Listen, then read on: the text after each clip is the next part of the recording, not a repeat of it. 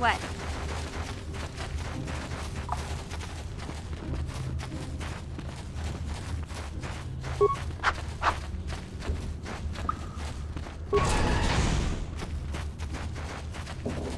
Yes? What?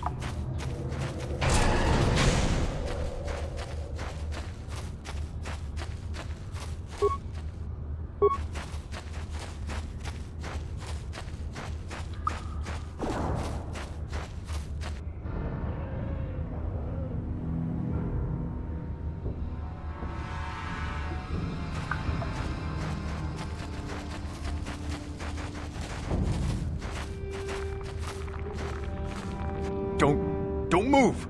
I'm not afraid to use this blaster if I have to. Settle down, kid. We've already lost enough men to those damn rat ghouls. The last thing we need now is more casualties from a needless firefight. By the looks of you, I'd say you're down here for the same reason we are. To salvage something from those downed Republic space pods. Let me give you some advice. Forget about it.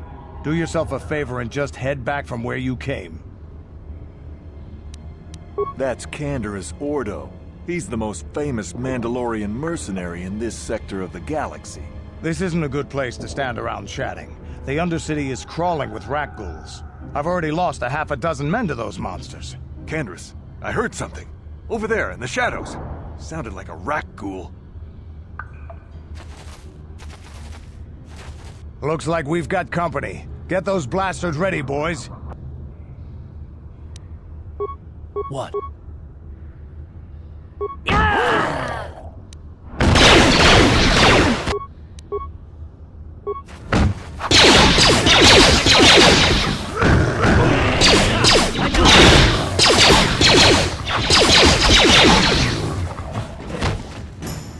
Damn. I told Davik this salvage mission was a bad idea. His men aren't trained for this kind of thing, and I can't babysit them all. Okay, boys. We're getting out of here before I lose anyone else. I can't carry all this salvage back by myself. You'd be smart to get out of here as well. Even if you can handle the rat ghouls, I doubt there's anything worth finding anymore. Davik sent me down here with this motley crew to scavenge whatever we could from the Republic escape pods that crashed during the recent battle overhead. But the lower city gangs got here first. Anything worthwhile in those Republic pods is probably in their hands by now. Davik won't like that. This isn't really the best place to have these kinds of conversations, but I guess I could spare a couple of seconds for you. After all, you did help us out with those rat ghouls. The lower city is overrun with gangs, but the two most important ones are the Hidden Becks and the Black Vulkars. Used to be the Becks were the big dog and kept the others in line, but lately the Black Vulkars are moving in on Beck turf and challenging them for control. The Vulkars are even starting to defy Davik. Take these escape pods, for example. Everyone knew Davik would want first crack at them, but I know for a fact those damn Vulkars have already sent their own salvage party down here. Come on, boys, let's move out!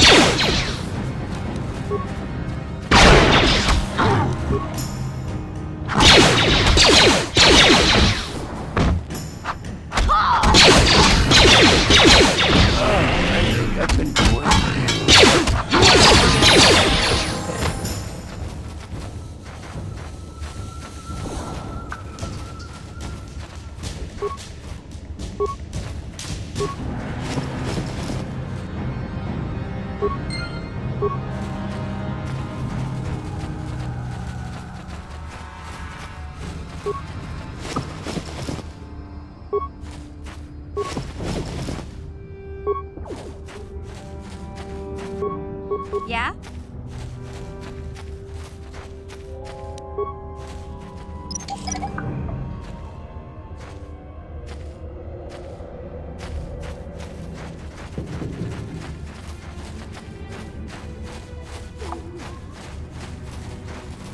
Yes? Ready.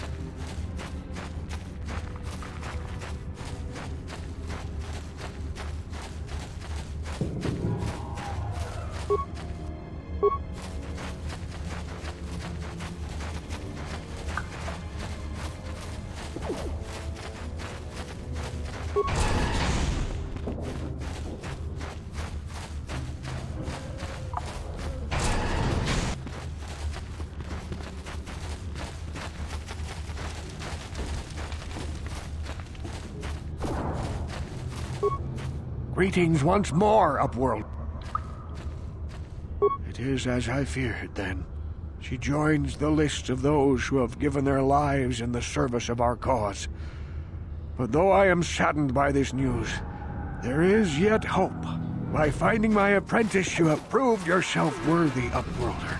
You are to be the beacon on our path to salvation. You will guide us to the Promised Land. You are marked, Upworlder. Even my dim old eyes can see the mantle of destiny that cloaks you. Perhaps old Rookhill knows you better than you know yourself. I am old. I have lived 100 years in the Undercity, cast down into the darkness. I know the legends and history of our people, and now you must learn it too. The great city of Taris covers the entire surface of this planet. There is no land to grow food.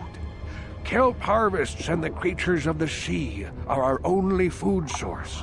A century ago, rising levels of toxic pollution poisoned the oceans, and famine swept the planet. The rich hoarded food for their own use, and the poor were left to starve and die. From what I've seen of Taris, it doesn't look like much has changed. Except for the upper city, people here are just as bad off as the poor in your little history. But the poor rose up against this tyranny, and civil war engulfed the planet. Millions died in the fighting, and huge sections of Taris were destroyed or abandoned. The rebellion was crushed in the end. Thousands were taken prisoner. The jails could not hold them all, and so the practice of banishing all prisoners to the Undercity was born. Many brave men and women were banished here to the Undercity for their part in the rebellion. People like my father and grandfather were cast down, along with their families. What did you expect? If they could get away with it, the Teresian nobles would stuff their own mothers down here to make more room in the upper city. Now we live a dark existence beneath the streets of Taris, a life devoid of all hope but one, the Promised Land. And you will be the one to show us the way to get there. Legend... Yes, Upworlder. Well done. However, I see that this journal alone does not have enough clues for me to solve this mystery. Too many pieces are still missing. I'm afraid that only with all 3 journals, my grandfather's, my father's, and my apprentice's, will I be able to discover the location of the Promised Land. I will leave this journal with you for safekeeping for now. Perhaps it will aid you in your search for the others. I wish you luck, Upworlder, for the sake of the entire village.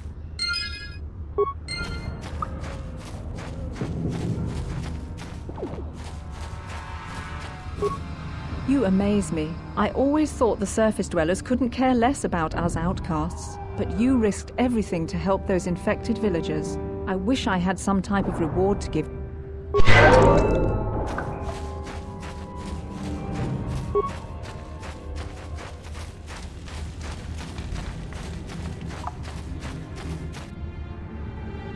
I saw you talking with Rookhill.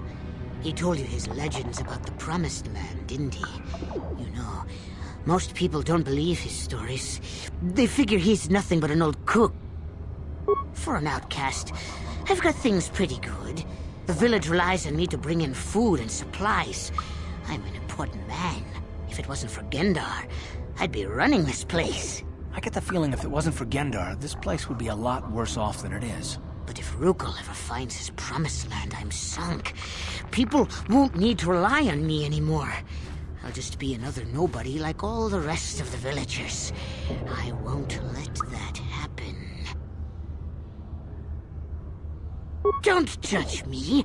I learned a long time ago that if I want to survive down here, I've got to look out for number one. The two explorers who went searching for the Promised Land might have found something. They might have found clues or evidence, just like Rukel's apprentice. They would have recorded that information in their journals. I'll pay you. Then I can destroy the evidence and make sure nobody ever finds the Promised Land. Don't be a fool! I'm the only one here who can pay you for those journals. Rukel has nothing. Once you have all three...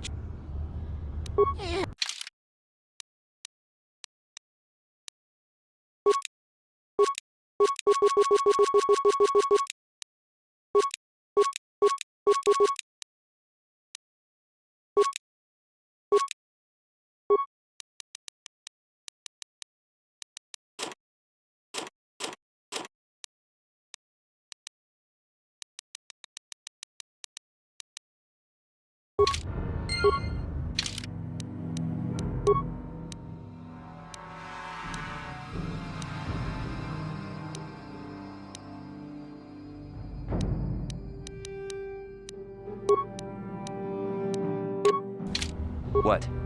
What?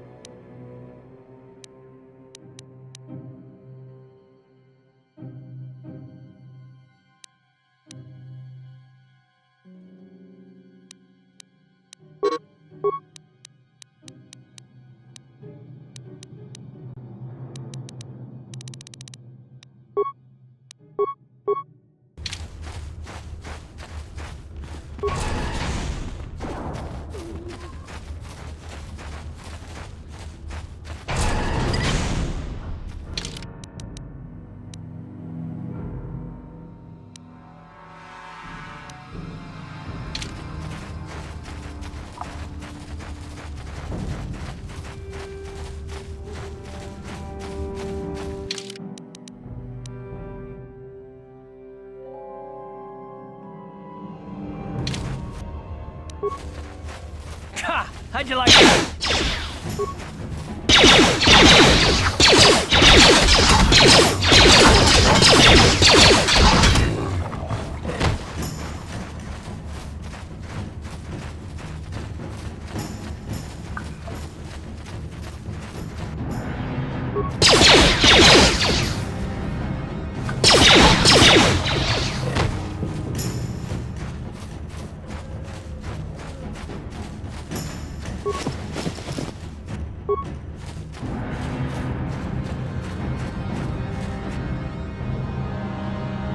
Hey there, what can I do for you?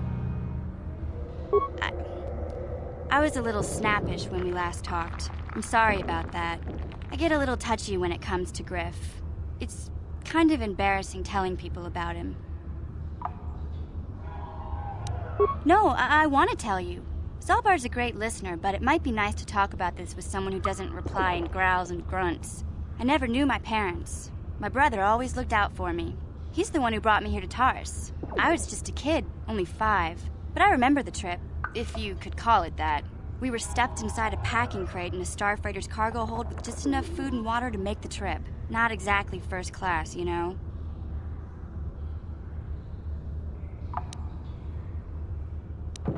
I don't know the whole story. I was pretty young, but my brother owed a lot of money. Might even have been a few arrest warrants out for him, I don't know. The only way to get off the planet was to smuggle ourselves out. I mean, I don't want to make it sound like we were criminals. Well, maybe my brother was. See, this is why I don't like to talk about it. It makes Griff sound worse than he really was. My brother had his problems, but he always looked out for me.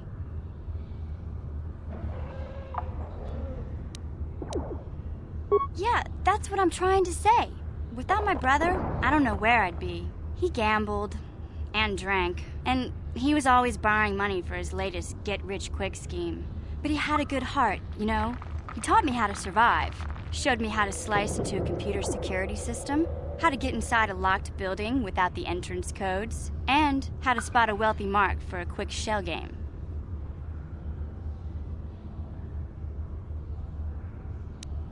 Yeah, Griff did right by me. I really miss him since he left. I keep hoping he'll come back someday. He promised me he would.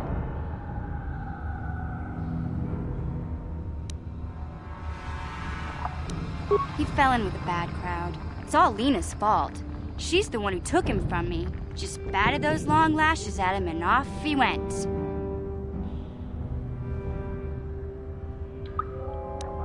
I don't want to talk about Griff and Lena. Just the thought of that space tramp makes my blood boil. Subject's closed as far as I'm concerned. If I'm gonna be any help to you, I can't be worrying about my brother running off with some intergalactic skank. So is there something else you need? Okay.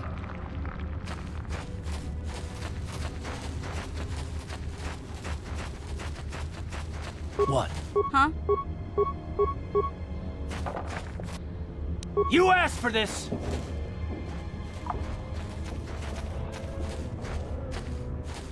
Ha! How'd you like that?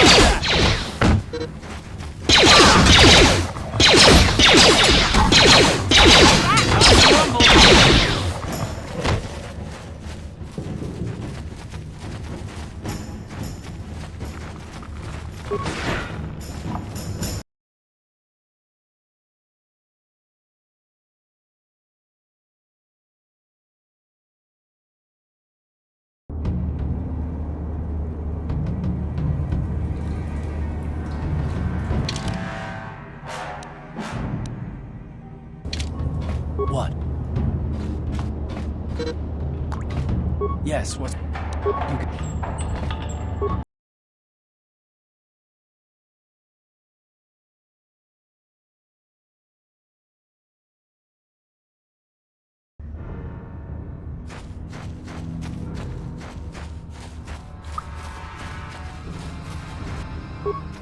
What?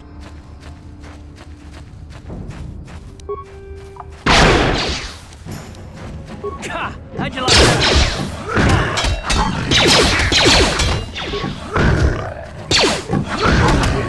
Ha! How'd you like that? How'd you like that?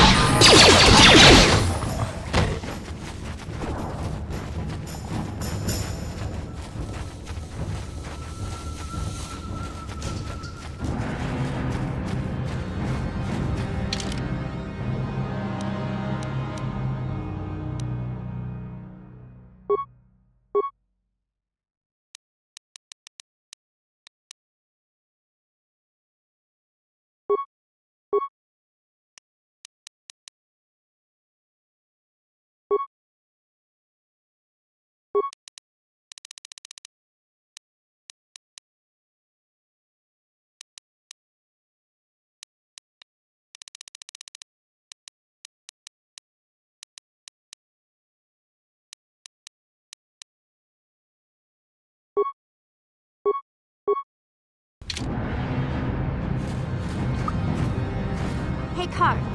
You're a pilot for the Republic, right? You've been all over the galaxy, I bet, right? So tell me, how would you rate Taurus compared to other worlds you've seen? To be honest, Mission, Terrace would rate pretty low. The prejudice, the rich spoiling themselves while the poor are crushed beneath them, it's not a pretty picture. Yeah, but that's only since the Sith occupation. Before that, well, I guess it wasn't all that different, really. Maybe Taurus ain't as great as I thought, you know? Trust me, Mission, there are a lot of worlds better than Terrace. There are worse, too, but Terrace is no place for a kid to live on her own. Even a kid who's got a Wookiee to look out for her. Hey, I ain't no kid. I look out for Zalbar as much as he looks out for me. Big C's my friend, not my babysitter. Geez, I come ask you a question, you give me a lecture. Don't you snap at me, Missy. You want a lecture? How's this? Only bratty little children fly off the handle because of a simple comment. I don't have to listen to you, Karth. You ain't my father, though you're sure old enough to be. So keep your lectures inside your withered old head, 'cause I don't need 'em. And I sure as hell don't need this. Look, let's just drop it and get back to what we were doing.